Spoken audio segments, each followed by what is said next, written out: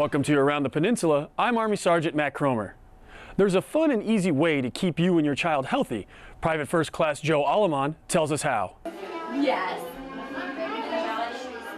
There are ways parents can get their children involved in a healthy lifestyle other than traditional sports. The Child, Youth, and School Services ballet and classic dance classes provide fitness with a fun and artistic touch. Well, I love teaching dance. I started actually right when I graduated from high school. I'm actually working on my master's in public health right now because I really am passionate about fitness and kind of, helping the community to be more healthy. And dance, kind of goes right along with that.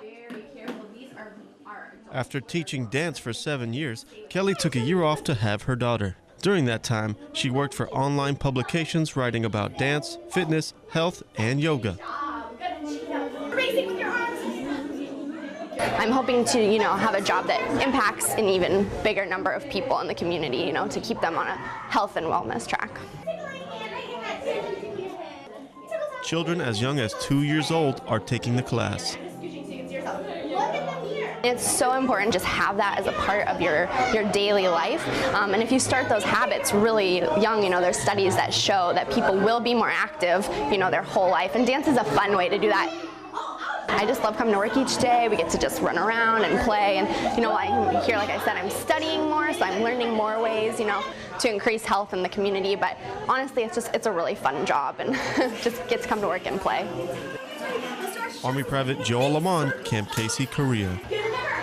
The online publication she used to write for was livestrong.com and ehow.com. A mass casualty incident comes in many forms, but how prepared are we for a chemical attack? Petty Officer Justin Rouse shows us how two armies prepare for the worst.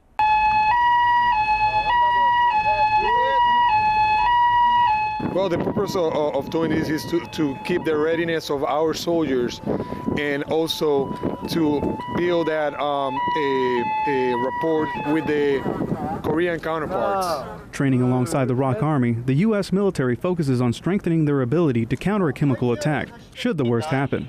We're giving support on treatment, evac, and CBRN, giving medical treatment to any patient in case of chemical attack on the soldiers. U.S. Army and ROK Army have no big differences in medical treatment, but there are some points we focus differently on, like equipment, pollution control, and policies. We need to understand each other. We're two different armies, but we're together. We're like brothers here in the same land, and we're supporting them. They're supporting us. It's really important that we understand and we can work together in case we go to war. We need to train. It makes me feel good. I mean, this is our job. This is what we're here. We're here to train. We're here to get our unit ready every day, and this is what we're getting paid. This is our job, and that's what we do. The goal is to make sure everyone knows what to do if an actual attack occurred, in a timely and effective manner as a cohesive military. Petty Officer Justin Rouse, Yongju, Korea. Both militaries continue to improve their overall approach should an incident occur. You can inspire little kids in various ways. However, with a book, you can guide them to a world full of imagination. Army Staff Sergeant Jacob Braman shows us a group of children getting familiar with a book. Any kind of animal he wanted for a pet. Cracking open a book not only helps children gain knowledge, but also ensures a brighter future. Gathered around the storyteller, children in the Area 4 community have a great chance to interact with a book. I try to make it interactive. Instead of just me reading, I try to ask them what things are on the book so that way they can learn how to read easy words like dog, cat. So that way it encourages them to later on pick up their own book and read. The storytellers choose the weekly theme of story time and plan the after-reading activities. Based on that, the children can think and relate to the stories with real-life situations. They get their real-life experience through books, and having the different scenarios and situations that come up on topic with the different themes of the weeks opens up their imagination to other venues. We try to have the stories or the crafts relate to the stories. We try to also encourage them to use their imagination or think, what they enjoy. Army Staff Sergeant Jacob Braman, Camp Walker, Korea. The Camp Walker Library offers children's story time with different themes each week. Sometimes it seems too late to start something new, especially when it comes to learning a new language. Private First Class Joe Aleman finds soldiers from 210 FIB helping out those who are not afraid of starting a new challenge. This may seem like an ordinary English class that could be found anywhere in Korea, but these instructors are a little bit special. Soldiers from 210 Field Artillery Brigade came out to take part in Korean and American English Village Volunteer Program.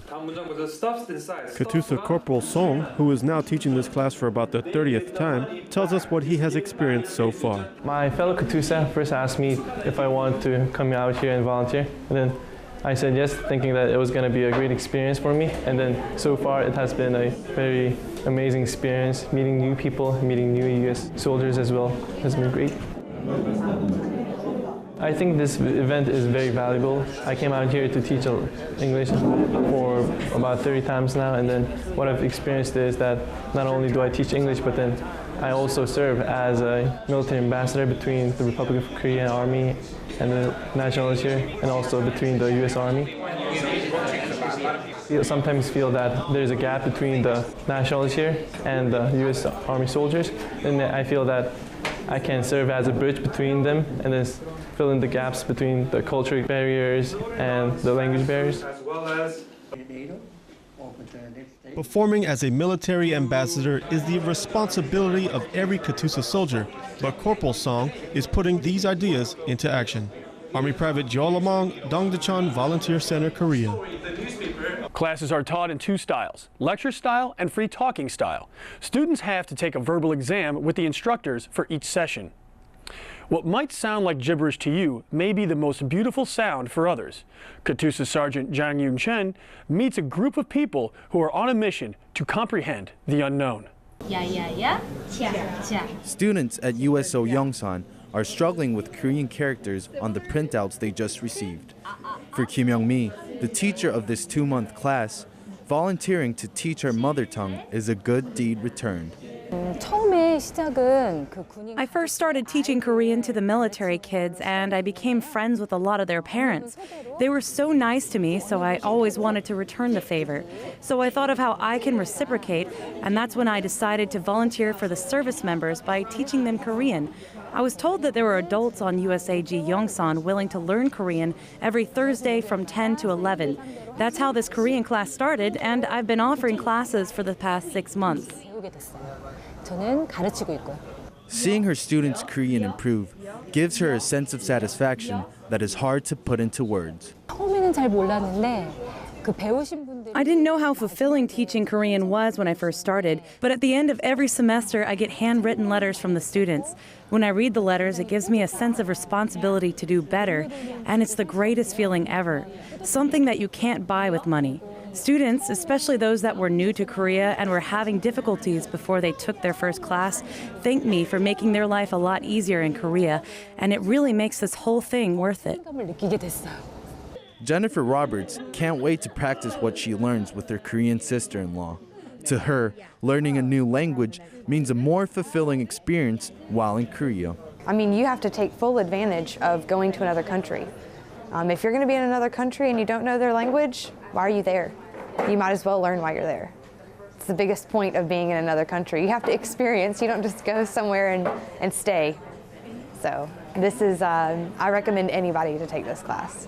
Katusa Sergeant Chang Yoonchan, Yongsan, Korea. This class was the first of the 2-month Korean language course. That was your Around the Peninsula for Thursday, March 12th. From all of us at AFN, enjoy your evening.